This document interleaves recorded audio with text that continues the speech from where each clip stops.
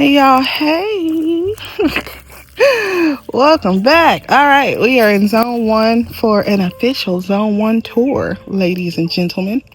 I know it's been a while, but hey, I'm here. We're here, and we're gonna have a good time. All right. A couple of changes that we made to this area. Here comes Mr. Boots, so hopefully he can help me explain some of this because that is my soil guy. How did this get in here? Hi, let me get this. That doesn't belong in there. My cats must have been in here. But these are our green onions. Aren't they wonderful? It's a beautiful thing when you can come out here and harvest. Y'all probably can't hear it, but Mr. Boots is just vibing, walking through here with his headphones on, singing and dancing. I would get him on video, but he would probably kill me. Okay. Another squirrel moment. All right. So these are our green onions. It is a beautiful thing when you can come out here and harvest your own green onions on demand, which is wonderful. Now over here in this little corner, these three plants are actually squash. You know, this is the corner we usually grow loofah in, but I'm not growing loofah this year. I have enough loofah to last 2 lifetimes. I'm not doing it. And we have a bunch of volunteer loofah popping up everywhere right now, which is not ideal. So I'm trying to pull those as often and as frequently as I can. One thing that has changed, if you all will notice, are all of these empty grow bags. These grow bags were used as like overflow for pepper plants for the last few years. But now that we have zone 3 up and ready, we were able to tuck away some of those extra plants over there. So we're not getting rid of these. Do not get rid of these if you have some, because they can be reused. But yeah, if you come over here, we got that yarrow. Yarrow is so invasive, y'all. If y'all ever grow yarrow, grow it in a pot or a grow bag, because it will take over. These beautiful purple flowers are my hyssop. Aren't they beautiful? Purple is my favorite color. You didn't know, now you know. But yarrow will absolutely take over. Over here in this bed on the other side of this gate, I think I started with like 2 yarrow plants. This is officially a yarrow bed now. Like seriously, it will take over. I'll take you guys out there in a bit. If you come along here, we have our pepper plants. Now, if you notice our mulch, right? Let me sit this down. If you notice our mulch, it's all leaves. So during the fall and the winter time, Mr. Boots and my sons, they take a lot of time out to try to collect as many leaves as they can. The dead leaves that have fallen from the trees, because they are a wonderful, wonderful source for your mulch. Pepper plants are doing great. They are doing great. But yeah, you want to heavily mulch your soil to help retain some of that moisture. A couple weeks ago, we had a little semi-drought here in the south, which was not ideal because that required us to be outside doing a lot of hand watering and making sure these plants got the water they need. I mean, we don't solely depend on the rain to water the gardens, of course, but you know, that just took a little bit more time out of our day to come out and make sure that these plants were getting the water they needed and that the soil was staying moist. Now, if you come to this one, you'll see half and half. So on some of these beds, you'll see where Mr. Boots he's trying something different this year with the straw or hay in the leaf mulch. These are mulched with the hay. So we're going to see what works out best for us, because we're trying to see, number one, what's more beneficial. Number two, what is more sustainable. Well, I mean, and I'm all for the leaves, but leaves are not without error, you know, because that does take a lot of manpower to get out there, rake all those leaves, get them all put away. We have like a little area that he made out of pallets where he stores all the leaves over the fall and the winter, and they break down. And again, once those leaves start breaking down, it can only benefit you because it's a wonderful mulch, and it's also going to feed your soil as well. These are some pepper plants. I have a couple that aren't looking too good. We did not plant on that back row this year. We planted so many peppers last year, which saved us from planting so many this year. So what we tend to do, and again, intentional. I think I said this a couple of videos ago. You want to be intentional on what you grow and how you grow.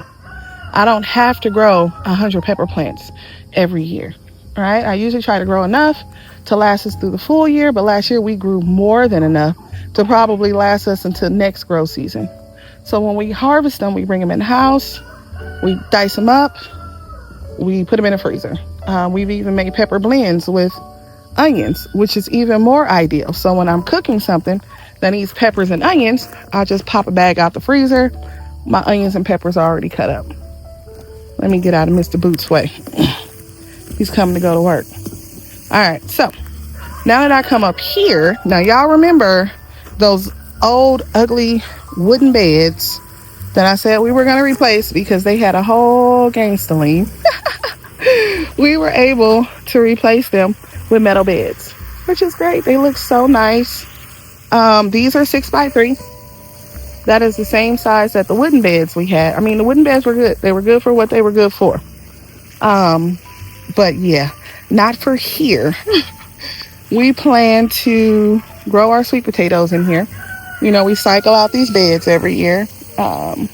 We do onions in the fall, harvest early spring, or late spring, early summer, and then we bring in the sweet potatoes. So yeah, these 3 beds right here are going to be designated for sweet potatoes. Usually we do, excuse me, sir. Usually we do 5 beds of sweet potatoes, but we had some volunteer sunflowers that took over these last 2 beds, and we just let them do what they wanted to do. They are huge. These things are well over 12 feet tall, and they're so pretty. They are so beautiful. They just took over these 2 beds. So these 2 beds are officially our sunflower beds. Isn't it great? Take you around here to this not so pretty corner. This used to be my herb corner. We're going to redo this whole area, this little corner section. I don't know. I'm thinking I might put a nice little garden bench over here so I can have a nice view of the garden, you know, and everything in it. We'll see. We'll see. But yeah, since my herbs now have a permanent home, we were able to take them out of this corner, which is great. But it doesn't look great right now, but it will. I promise. All right. So along this gate are all of our blueberries. Mr. Boots wants to eventually put in more blueberries in a different area, which is wonderful because we love blueberries. And these things are freaking loaded with blueberries. And the trick with blueberries, they don't all ripen at the same time.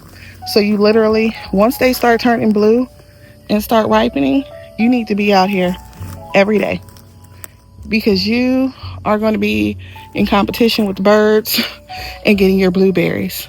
So the system I use, I'll come out. If they're blue, they're ready to harvest. I'll pull them. I put them in the freezer. Pull them, put them in the freezer. Pull them, put them in the freezer. By the end of the season, you will have collected all of your blueberries for the year, and then you'll be able to do what you want to do with your blueberries. Last year, we got a good bit. I got a huge, gallon-sized bag, and I think a little bit more. But my daughter she loves baking. My daughter loves baking, and she was going to town with these blueberries. But yeah, these are our blueberry bushes. I don't know how many we have. I think we have 10 along this gate. But, Sabi, sorry. But we will eventually get more in another area because blueberries are very much so low maintenance, and we love low maintenance. All right, let's get over here to these tomatoes. Look at these volunteer plants. I have no idea what they are, but we'll see. If it's something that I don't want, I am snatching them up. Right here we have comfrey. I have comfrey stashed everywhere. We do have to come out and do some maintenance on these tomato plants. Of course, y'all know I got my Amish paste. That is my staple paste tomato that I will grow every year. But this year I've also experimenting with another paste tomato, the Blue Fang, to see if I like that one. So we'll see. I'll let you guys know once these things start popping out and producing. But we do need to come out here and do some maintenance. If you notice, these ladies need their legs shaved. We have too many low-hanging branches. And with low-hanging branches, that can introduce disease, right? You don't want these leaves touching the soil. And being that we have some rain tonight, Mr. Boots is probably going to want us to get out here and start trimming back some of these leaves at the bottom. You know, you want your legs nice and skinny, just like that. So yeah, we'll probably come through and pull some of these. I'm gonna pull this one too. But this is how you want your stems to look. You do not want those leaves touching the soil. Being that we are in the South and it's very humid, we already battle disease enough trying to keep the disease off of these tomatoes because it's a very humid and moist area. So yeah, I'm gonna come through. I might, after I close out this video, come through and start trimming back some of these lower hanging ones. But I believe this row is Amish paste, Pink Fang. The only slicer that I planted this year were some big reds from some old seeds that I had. I didn't even know if they were going to germinate or not, but they did, which is wonderful. Save your seeds, people. And all of these we grow from seeds. For anybody who is wanting to get into gardening or scale up on the amount of plants that you produce, planted from seeds, you're going to save so much money. This is, I think this is about, I don't know how many plants this is. I'm not even going to hold you. My math is not mathing right now, but we have a lot of plants. And if I were to buy all of these from the store, that would cost us so much money. So the outcome wouldn't be worth, Mr. Boots. Excuse me, sir. Okay, so the outcome of buying all of your plants versus the amount of produce you are able to bring in, it just wouldn't outweigh the cost if we were to buy all of these plants. So of course we're planting from seeds. I don't know what Mr. Boots' issue is, y'all. I'm gonna go mess with him in a second. All right, so of course we have some basil, tucked in between each tomato plant, as well as our marigolds. This year we did I planted the Kilimanjaro. I believe that's the name of them. These pale yellow, white looking marigolds. I planted these. I'm not a fan. I'm going to be honest. I'm not a fan.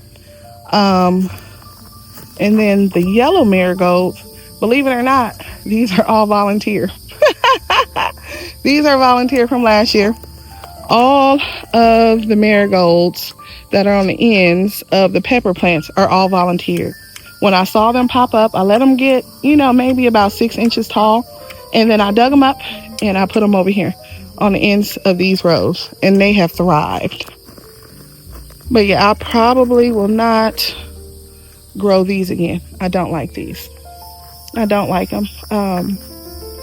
They fizzle out too much. I like the yellow ones. I mean, the orange, the light orange and the dark orange ones. Those are like the African marigolds. They stay beautiful. Like, oh my gosh. They grow really tall, big, and bushy, and they're just a beautiful flower. Not to say that this one isn't, but yeah, I'm not a fan. Another thing that I'm not a fan of are these zinnias. These are, come on, focus. These are the Aztec, I believe, zinnias. I want to try something different. I don't like them because they're like the size of a quarter. I don't like them at all. I thought they were going to be really big and pretty like the traditional zinnia, but yeah, no. They're very teeny tiny. I've also snuck some lemon balm in here. This is my bee balm from last year. It actually came back. I wasn't sure if it was going to overwinter, but it did. And I love it. Hopefully this year I'll get some flowers. All I got was a lot of leaves and foliage last year, so I'm hoping this year that I get some flowers. Let's go up here and mess with Mr. Boots, y'all. Trying to get him to make a cameo in one of these videos. But he is a man of few words. He's getting the beds ready. We're planning out the sweet potato slips this evening. So he's making sure the beds are nice and hydrated. He's also going to come in and throw in some fertilizer and some wood ash, which is great. I'm glad he's making some wood ash because I want to try my hand. I already make our soap, but I want to try my hand at wood ash soap. If it works out, great. I'm going to record it. If it works out, I will definitely post that video. If it doesn't, I will not post. No, even if it doesn't work out, I'll post that video. We can learn together. I definitely want to try my hand in some wood ash soap. Hey, Mr. Boot. You want to make a cameo in this video? No. No? Next video? Yeah. You promise? Yeah. All right.